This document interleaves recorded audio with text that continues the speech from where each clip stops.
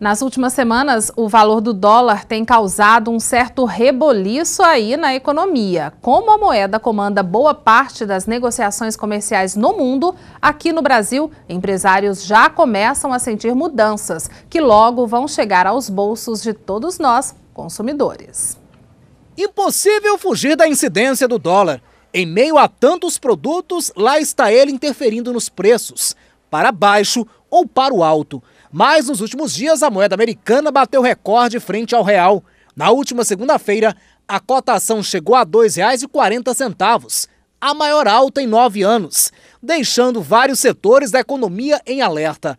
Nesta loja de eletroeletrônicos, o gerente confessa que já não dá para assegurar o repasse ao consumidor final. Se a coisa continuar dessa forma, a gente sabe que isso em algum momento ele vai acabar impactando realmente no varejo como um todo, né? Segundo especialistas, o efeito sobe e desce do dólar está atrelado à chamada lei da oferta e procura.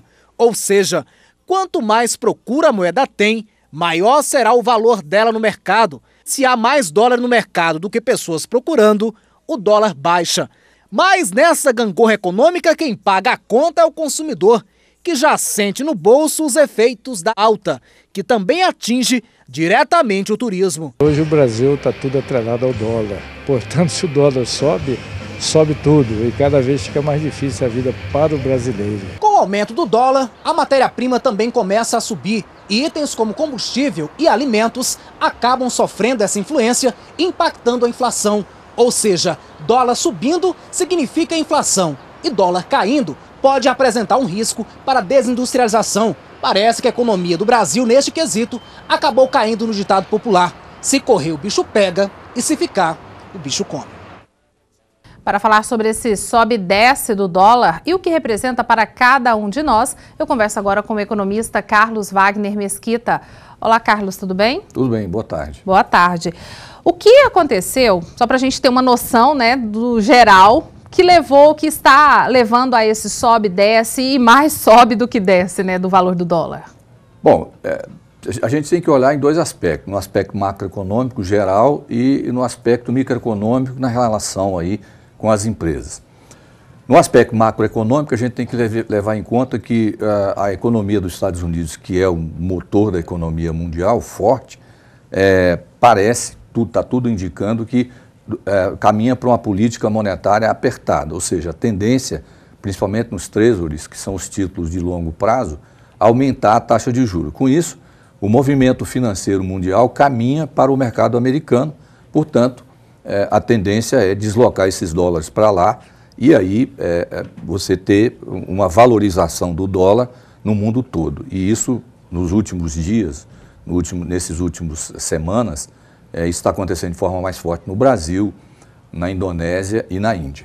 E por que esses 3 locais específicos? Exatamente por características próprias desses mercados. Por exemplo, no caso brasileiro, a gente tem um mercado na área cambial muito líquido, ou seja, muita moeda disponível para poder você comercializar, tanto moeda nacional quanto moeda estrangeira.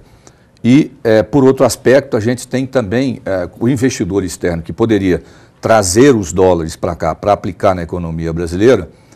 Ao longo do tempo, nos últimos anos, né, a gente vem fazendo uma política de cada vez mais característica de intervenção na área cambial.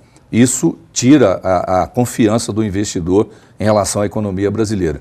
Então a gente tem um refluxo de investimento lento, mas tem para dólar chegando na economia brasileira e, ao mesmo tempo, o mundo inteiro voltando a massa de dólar para aplicar na moeda, no mercado americano. Juntando esses fatores todos, você fatalmente vai ter uma pressão de valorização do dólar aqui dentro e, portanto, complica a nossa economia, principalmente porque a médio prazo, vamos supor, no ciclo de 1 ano, com certeza você tem impacto nos índices de inflação. Então, o Brasil esse ano a gente já tem visto aí uma certa dificuldade, né, com o endividamento da população, dificuldade para pagamentos. Isso pode piorar ainda mais a situação do Brasil para 2013? Olha, há vários estudos, né, na área de economia em que tenta vincular esse grau de repasse da variação positiva do dólar para dentro dos índices de preços da economia. Então, tem estudos, por exemplo, que estuda um índice só. O estudo mais recente, que é da Lasbech, que é um economista do FMI, feito exclusivamente para o Brasil, de um modo geral, resumindo bem, ela fez um trabalho em cima do IPCA, do índice de preço por atacado, e o índice geral de preço de disponibilidade interna. Na verdade, assim, se você olhar o grau de repasse de 0 até 1, ou seja, de 0% a 100%, em um ano, todo esse impacto que você tem do dólar é repassado para os preços internos da economia.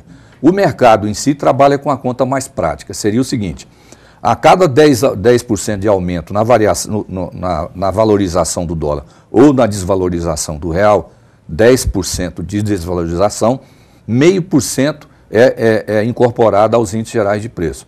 Se você considerar que de maio até agora nós tivemos uma desvalorização do real em torno de 18%, é quase certo que até agosto do ano que vem a gente tem um aumento na inflação em torno de 1%. O senhor espera então que seja para agosto do ano. A gente pode ter um final de ano mais difícil, brasileiro? Exatamente, mas esse não é 1% lá em agosto, é ao longo do... Nesse período todo, nesses 12 meses. Já vai incorporando ao longo do tempo. Então, se hoje o mercado trabalha com a inflação de 5,7% para o IPCA, a gente provavelmente chega a 7% até o meio do ano que vem. Qual seria ou quais seriam as medidas necessárias que o governo federal deveria tomar agora para tentar conter isso aí, e o que a gente tem realmente de ideias já propostas e colocadas pelo governo? Olha, as medidas são aquelas medidas clássicas existentes em ciências econômicas. Você fazer um ajuste fiscal mais duro e, ao mesmo tempo, você fazer uma política monetária mais apertada, ou seja, aumentar a taxa de juros na economia. O governo, ao longo do tempo, aí, dos meses da sua gestão, mostra claramente que não é esse o caminho. Então, a tendência é piorar. Agora, a gente precisa lembrar o seguinte: oscilação de dólar, oscilação cambial, ela não é sempre uma tendência. Há oscilação para cima e oscilação para baixo.